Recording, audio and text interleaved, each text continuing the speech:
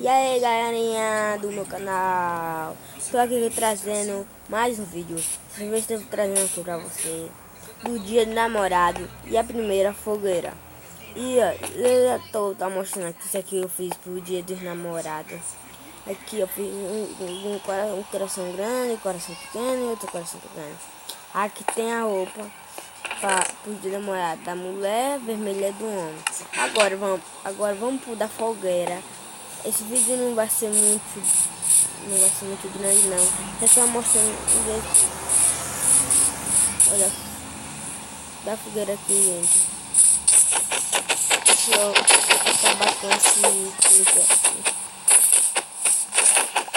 Pra vocês verem, eu tô jogando no criativo. É porque é tipo um mapa, gente, tipo um mapa aqui. Peraí, deixa eu colocar aqui que eu quebrei o negócio aqui, né? Eu quebrei. Eu quebrei sem querer, eu vou botar assim. Pronto, aqui, ó. Fica sentado, acender a fogueira. Visto até umas bandeirinhas aqui pra fogueira. Mesmo, tá vendo? E aí, agora fora que a roupa gigante. Aqui tem um negócio pra acender a fogueira. Vamos assim. Quem gostou desse vídeo aqui, deixe seu like. Eu sei que não demorou muito, mas é só mostrando o dia dos namorados e a primeira fogueira.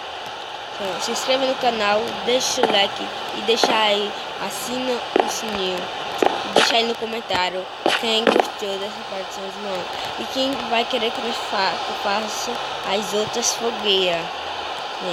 Hoje de noite vou botar mais um vídeo de coisa. Eu vou preparar ele, eu vou pensar de que vai ser. Vou botar só mais um vídeo. E aí, se inscreva no canal, deixe seu like e nós deixamos o vídeo por aqui. E aí, tchau galerinha.